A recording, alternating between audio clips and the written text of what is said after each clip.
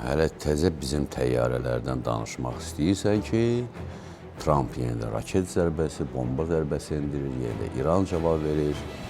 Düzdür, amma imkan verin Xameneyini bastırsınlar, ondan sonra söhbətimiz edin də. Yəni, düşmənlə də düşmənçiliyi kişi kimi eləmək lazımdır. Amma bir tərəfdən də fikirləşirsən, Fars hara, kişilik hara, Erməni hara, kişilik hara, Rus hara, kişilik hara.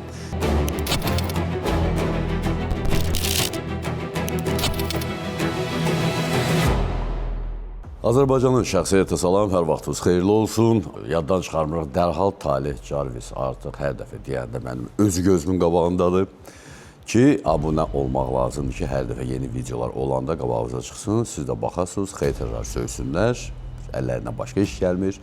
Normal, adekvat insanlar da öz fikirlərini yazsınlar ki, onları da oxuyuruq və fikir veririk və yavaş-yavaş dedikləriniz gələcək, istədikləriniz həmin o videoları xırda-xırda paylaşacaq, narahat olmayın.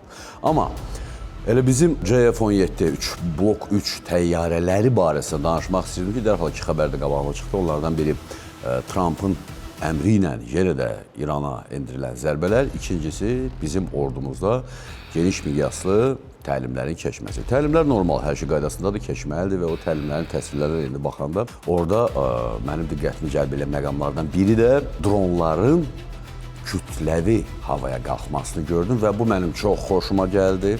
Bu artıq o deməkdir ki, biz Azərbaycan ordusu olaraq Rusiya-Ukrayna müharibəsinin təcrübəsindən yararlanırıq və gördüyünüz kimi həmin o kvadrokopter, FPV dron fərq eləməz.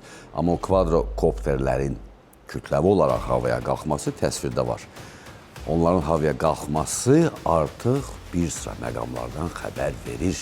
Biz artıq yerimizdə saymırıq və müharibənin yeni metodikalarından istifadə edirik. Bu əla, bu bir. İki, NATO samiti keçirilən məqamda dərhal Trump İrana zərbələrin endirilməsinə bağlı əmr verir və bütün bunların hamısı nə vaxt edilir? NATO ilə, faktiki olaraq NATO ilə Trump arasında gedən danışıqlar məqamında. İran təbii ki, cavab verir.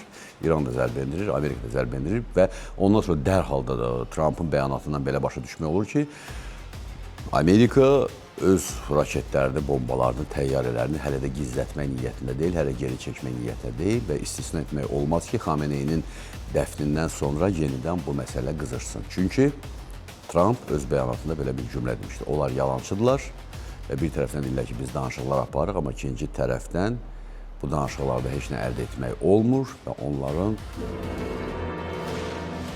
filan yalancı olduqlarına görə bu zərbələri biz endirəcəyik və sər və ilaxır. Neysə, bir şey olar xəbər eləyərik. Amma Azərbaycanın səmasında JF-17 Blok 3 təyyarələrinin havaya qalxması bir sıra məqamları artıq biz üçün yavaş-yavaş açmağa başlayıb. Söhbət nədən gedir? Müdafiə Nazirliyinin həmin o paylaşdığı videoları görürsünüz. Baxanda dərhal təbii ki, bir təyyarənin üzərindən danışmaq mümkündür. Mütləq deyil, mən sizə deyim ki, artıq neçə təyyarə gəlib, neçəsi gələcək, tələsmək lazım deyil. Təyyarə kartof deyil, soğan deyil ki, birdən-birə götürəsən, neçə kilo lazımdır, gətirəsən. Onlar düzəldikcə, istehsal olunduqca Azərbaycana gəlir, partiyalarla gəlir. 5 ədəd, 7 ədəd, 10 ədəd, 4 ədəd, nə qədər hazır olursa, o qədər də Azərbaycana partiyalarla gətirilir. Plus bizim pilotlar təlim keçir, plus həmin o təyyarələrin texniki nöqteyi nəzərdən təmiri, xidməti, istismarı ilə bağlı təlimlər keçirik. Amma İlk uçuş nəyi göstərdi? Artıq ilk uçuşdan belə başa düşmək mümkün idi ki, bir, Azərbaycan öz arsenalında olan Su-25 təyyarələrimiz ki var idi, şığıyıcı hücum təyyarələri. Onları Türkiyədə modernizasiya olunur, Laçın adı ilə Azərbaycana qayıdır və Su-25-lərlə JF-17 Blok 3-lərin inteqrasiyası artıq həyata keçirilir. Biri qırıcıdır, düzdür, ikincisi hücum təyyarəsidir. Amma hər ikisindən platforma kimi istifadə olunur. Müasir müharibə bunu tələb edir və niyə tələb edir, onu da deyəcəm birazdan. İkinci bir tərəfdən, bu təyyarələr bir-birini havada başa düşməsi, bir-birlərlə onlayn əlaqə yaratması, pilotlar özləri bir-birinə danışmadan təyyarələrin özlərinin bir-biri ilə informasiya verib qəbul eləməsi və verilən bu informasiyanın müqabilində lazım olan hədəflərin aşkar edilib vurulması bu təyyarələr arasında həyata keçirilir. Bütün bunların da hamısı Azərbaycanın Türkiyə ilə imzaladığı bir müqavilə var idi. Biz Aselpod konteynerlərini alırdıq. Bu barədə yeri gəlmişəm, bizim səhifədə video var. Aselpod nədir? Həmin o Aselpod konteynerlərinin istər Su-25-lərə, istərsə də CF-17 blok 3-lərə inteqrasiya edilməsi artıq bu təyyarələrin vahid platforma qismində hava və hava-yer döyüşlərinin keçirilməsinə imkan yaradır. Əla. İkinci bir tərəfdən CF-17 blok 3 artıq regionda keçmiş SNQ-də qəbul edilmiş bir döyüş doktrinası var idi. Qırıcılardan söhbət gedir, yaxın döyüş doktrinası və bundan çox geniş istifadə olunmalı idi. Rus, Sovet təyyarələrinə malik olan ölkələri nəzərdə tuturam ki, bizdə vaxtlıkən MiG-29'lar var idi, Sovet təyyarələri idi və o təyyarələrin əsas konsepsiyası yaxın hava döyüşü keçirmək idi. CF-17'lər artıq bu konsepsiyadan kənara çıxır və faktiki olaraq Azərbaycan yaxın hava döyüşü doktrinasını bastırmağa başlayıb. Üstünə də Rus doktrinası olduğundan bir dənə xaç da qoyur. Rusu bastırırıq, təbii ki, üstünə xaç qoyuruq. Niyə? Azərbaycan CF-17 təyyarələrini alanda eyni zamanda CF-17'nin platform olduğunu nəzərə alaraq onlar üçün PL-15Y və yaxud I, PL-15I raketlərini alır. Bu raketlər Çin istehsalıdır və uzaq mənzilli raketdir. Söhbət hava-hava tipli raketlərdən gedir. Yəni, bu təyyarədən atılan həmin o PL-15 raketləri hava hədəflərini çox uzaqda vurmaq üçün nəzərdə tutulur. Baza variantında söhbət 200-300 kilometrdə gedir. Amma PL-15Y eksport variantıdır. Və eksport variantı olduğuna görə bu təyyarələrlə bu raketlərlə sən maksimum 140-145 kilometr məsafədən hədəfi vura bilərsən. Bir qayda olaraq ümumiyyətlə bütün dünyada belədir ki, sən hansı bir silahı xaricə satanda onun müəyyən göstəricilərini azaldırsan.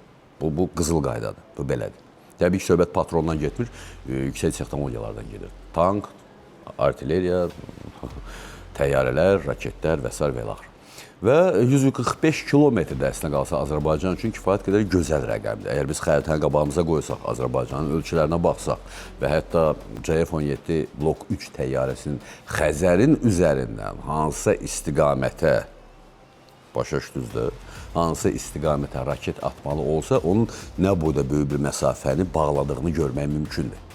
Söhbət eyni zamanda təbii ki, Azərbaycan istənilən nöqtəsindən gedir ki, o ərazidə bizim o təyyarələr bu işi görə bilərlər. Və videolarda göründüyü kimi bu təyyarələr 502-ci borddur yeri gəlmişkən, videolarda görsənərdi. Yəni o elə bir ciddi bir problem deyil əslində qalsa. Düzü də qalsa o problem deyil. Bu təyyarələr 3 asılmış yanacaq konteyneri ilə yanacaq çəni ilə havaya qalxdı. Bir tərəfdən təbii ki, bu təlim uçuşudur, 16 təbii ki, yanacaq çənləri olmalıdır. İkinci bir tərəfdən təyyarənin belə bir vəziyyətdə manevr və aerodinamika imkanları da müəyyənləşdirilir ki, bu qədər yüklə bu təyyarə havada nəyə qadirdir, bunların hamısını yoxlamaq lazımdır. Digər tərəfdən təsəvvür edin ki, həmin o konteynerlərin yerinə, həmin o çənlərin yerinə Aselpod konteynerləri, raketlər, bombalar, idarə olunmayan raket kompleksləri, bütün bunların hamısını asmaq mümkündür. Amma təlim uçuşu olduğundan sadəcə olaraq yanacaq çənləri ilə havaya qalxmaq kifayət eləyir. Və aydın məsələdir ki, artıq bu tip təyyarələrin NATO standartlarına inteqrasiyasında görməmək mümkün deyil. Çünki təyyarə blok 3-dür. Düz Nigeriyada və Myanmada bu təyyarələrdən var, amma onlarda blok 1, blok 2 idi və yeri gəlmişkən Myanma və Nigeriya bu təyyarələrin bir sıra müəyyən problemlərini üzə çıxartdı və sonradan blok 3-də artıq bu problemlər aradan qaldırıldı və bizə sırf tərtəmiz normal təyyarələr verildi. Müəyyən problemlərlə Myanma qarşılaşır, Nigeriya qarşılaşır, çünki onlarda köhnə variantlardır. Məsələ həllini tapır və biz 3-cü bloku alırıq. Və NATO inteqrasiya daha da asanlaşır. Bu demək deyil ki, biz NATO'nun üzvü olacağıq. Yox, sadəcə olaraq NATO texnologiyalarına biraz da yaxın oluruq. Və bu bizim üçün çox böyük plusdur. İkinci bir tərəfdən Ruslar dərhal corablarını başlarına çəkdilər. Bizim bu CF-17'lər havaya qalxan kimi ki, vaxtı ikən, yenə də Rusların, deyirəm, onu görürəm, kişiliyi görmədim. Söhbətimin canında bir məqam var orada. Başladılar ki, Azərbaycan bizdən, yəni Rusiyadan MiG-35 almalıydı. Tupoy, mən səndən MiG-35'i niyə alıram? 1. MiG-31'i niyə alıram? Ki, o barədə də informasiya var idi. 2. Mənim o təyyarələr nəyimə lazımdır? MiG-31 çox böyük ərazisi olan ölkələr üçün nəzərdə tutulub və onun manevr imkanları sıfıra bərabərdir. Və o sadəcə olaraq döyüş təyyarəsi yox, tutucu, pirixvaçik deyirlər, o təyyarədir. MiG-35-dən 10 dənə düzəltmişsiniz və onun üzrə nəinki xarici ölkələr, heç Rus pilotları özləri belə tüpürmək istəmir. Mən niyə geridə qalmış, amma üstünü bir köhnə 190 Çeşka Mercedes alıb, rəngləyib, satışa çıxardıb deyirlər, canavardır bu. MiG-35 bu dəqiqə odur. Onun başqa adı yoxdur. C-190 Mercedes rənglər, deyilən ki, canavardır, eyni ilə də MiG-35, elə həmin o canavarlardandır güya. Və təbii ki, sonra da başladılar təzdən yazmağa ki, JF-17 əslinə qalsa MiG-21-in modernizasiya olunmuş variantıdır. Okey. Bu MiG-21-dir. Diqqətlə baxın. Bu da JF-17-dir. Oxşarlıq var. JF-17 daha çox F-18-ə, Hornetə oxşayır, hardasa. Hardasa onu oxşatmaq olar F-16-ya, yenə də deyirəm hardasa.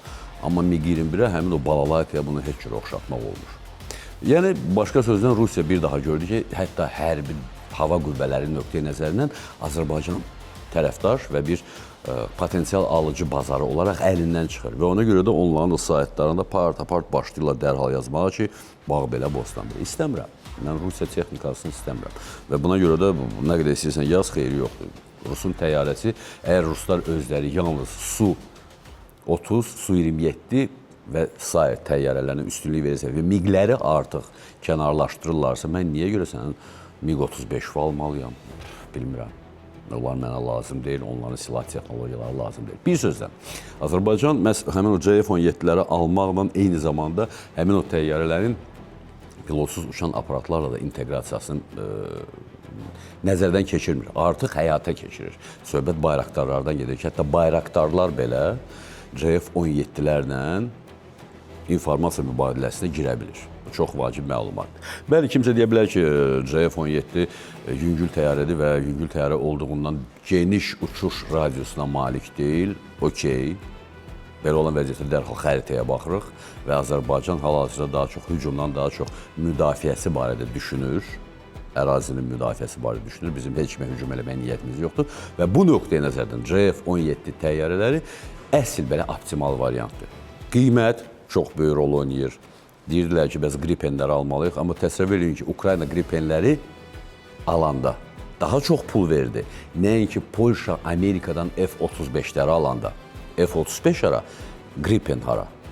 Amma Gripen təyyarəsi F-35-dən daha baha başa gəldi. Düzdür, burada logistika, burada təminat, silahlanma, təlim və s. və ilaxır. Bütün bunların hamısı var, razıyam. Amma fakt göz qarşısındadır. Bizə isə bir tərəfdaş, strateji tərəfdaş olaraq, iki, cibimizə uyğun olan təyyarədən söhbət gedir. Cibə uyğundur, sən normal bir təyyarə alırsan. Cibə uyğundur, sərfəli və sənə sərf edən təyyarə alırsan. Bu qızıl qaydadır. Mən onsuz da neftimiz azalır və durub birdən-birə bütün pulu tökək ki, yox, mən Gripen alacağım, F-35 alacağım, nəyə lazımdır? Həqiqətən lazımdır. Çünki reallıqda hər şeyi müəyyənləşdirmək və strateji məqamları nəzərə almaq lazımdır. Məsələn, Türkiyə ilə müəyyən əlaqələr var. Türkiyədən aldığımız avadanlıqlarla biz öz aviasiyamızı modernləşdirə bilirik. İnteqrasiya var. Rusiyadan aldım, inteqrasiya edə bilmədim. Nə baş verəcək? Heç nə. Və həmin o inteqrasiyanı eləmək üçün biz Su-25-ləri bu dəqiqə Türkiyəyə göndəririk ki, Türkiyə faktiki olaraq onun bütün avionikasını təzədən yığır, faktiki olaraq və bizə qaytarır ki, nə var, biz həmin o təyyarələrdən hələ də istifadə edə bilək.